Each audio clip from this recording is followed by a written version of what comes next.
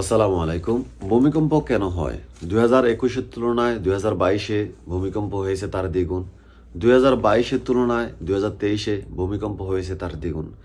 2024-এ যে ভূমিকম্প হয়েছে তা 22-23 মিলালে যে ভূমিকম্প হয়েছিল তার পরিমাণ হয়েছে 2024-এ, এবং গবেষকরা বলতেছে 2025-এ হবে 2024-এর তুলনায় দ্বিগুণ ভূমিকম্প। ভূমিকম্পগুলা কেন হয় তা যদি আমি ব্যাখ্যা করতে যাই, বিজ্ঞান বলে আগ্নেয়গিরির বিস্ফোরণ এবং গলিত লাভার উৎক্ষিপ্তর কারণে ভূমিকম্প হয়ে থাকে।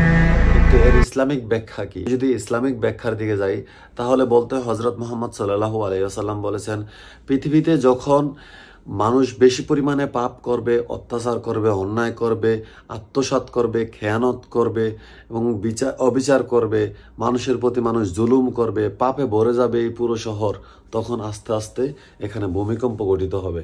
এবং ভূমির উপর যত পরিমাণ অত্যাচার করা যায় সব অত্যাচার যখন শুরু হয়ে যাবে তখন আস্তে আস্তে ভূমিকম্প সৃষ্টি হয়। এই ভূমিকম্পের মাত্রা, ভূমির উপরে যদি পাপের মাত্রা যত বেশি হয় ভূমিকম্পের মাত্রা তত বেশি হবে। এবং 2023 থেকে 2024-এ পাপের মাত্রা যত বেশি হয়েছে ভূমিকম্পের মাত্রা তত বেশি হয়েছে। 2024 থেকে 2025-এ পাপের মাত্রা যত বেশি হবে ভূমিকম্প তত বেশি হবে।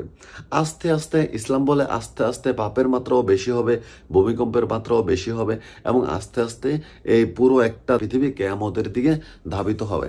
এখন কথা হচ্ছে, আমরা চাইলেই কি এই ভূমিকম্প কমাইতে পারি?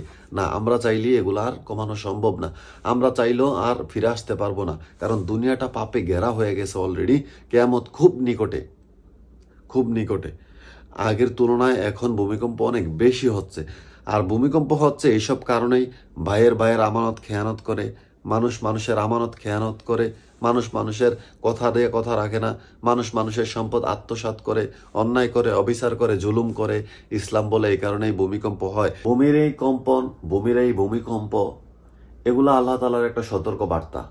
আমরা মানি না, তাই এই কম্পন বৃদ্ধি পায়। আমরা মানলে হয়তো এই কম্পনটা চলে যেত।